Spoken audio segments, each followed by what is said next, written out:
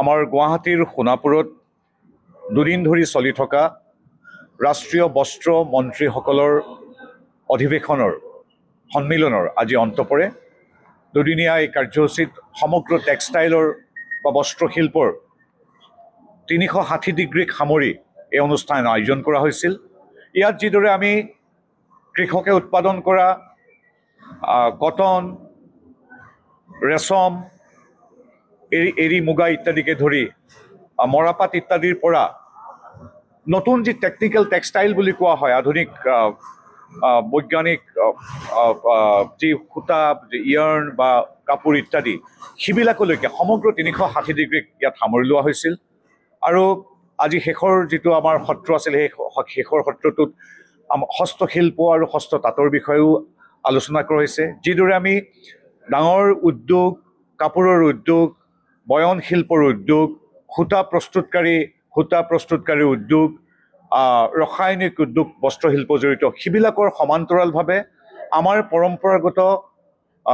হস্ততাঁত, বস্ত্ৰশিল্প তথা হস্তশিল্পৰো বিভিন্ন দিশ আমি সামৰি লৈছোঁ, যাতে উৎপাদনশীলতা বৃদ্ধিৰ লগে লগে আমাৰ দ্বাৰা উৎপাদিত সেই ঔদ্যোগিক সামগ্ৰীয়ে হওক বা আমাৰ হস্ততাঁত বা আমাৰ বস্ত্ৰশিল্পৰ সাধাৰণ সামগ্ৰীয়ে হওক, এই সমগ্ৰ সামগ্ৰীক কিদৰে গুণগত মান আৰু উন্নত কৰি বিশ্বৰ বজাৰক আৰু দখল কৰিবলৈ আমি শক্তি প্ৰদান কৰিব পাৰোঁ, কেনেকৈ ৰাজ্য চৰকাৰসমূহ আৰু কেন্দ্ৰ চৰকাৰে উমৈহতীয়া এক মঞ্চত থিয় হৈ সামগ্ৰিক বস্ত্ৰশিল্পৰ উদ্যোগটোক আমি দুগুণ তিনিগুণলৈ বৃদ্ধি কৰিব পাৰোঁ, যিদৰে প্ৰধানমন্ত্ৰী নৰেন্দ্ৰ মোদী ডাঙৰীয়াই আমাক এক লক্ষ্য স্থিৰ কৰি দিছে, তাৰ বিষয়ে আমাৰ ইয়াত আলোচনা হ'ল। আপোনালোকক জনাব বিচাৰিছোঁ যে বৰ্তমানে ভাৰতে 37.5 বিলিয়ন US ডলাৰৰ ৰপ্তানি কৰে বিদেশলৈ, আৰু ইয়াক এতিয়া আমি লক্ষ্য স্থিৰ কৰিছোঁ 100 বিলিয়ন US ডলাৰৰ ৰপ্তানি কৰিবৰ বাবে। ঠিক সেইদৰে আমাৰ উদ্যোগটোক 350 বিলিয়ন US ডলাৰ কৰিবলৈ লক্ষ্য স্থিৰ কৰিছোঁ 2030 চনৰ ভিতৰত, যিদৰে প্ৰধানমন্ত্ৰী নৰেন্দ্ৰ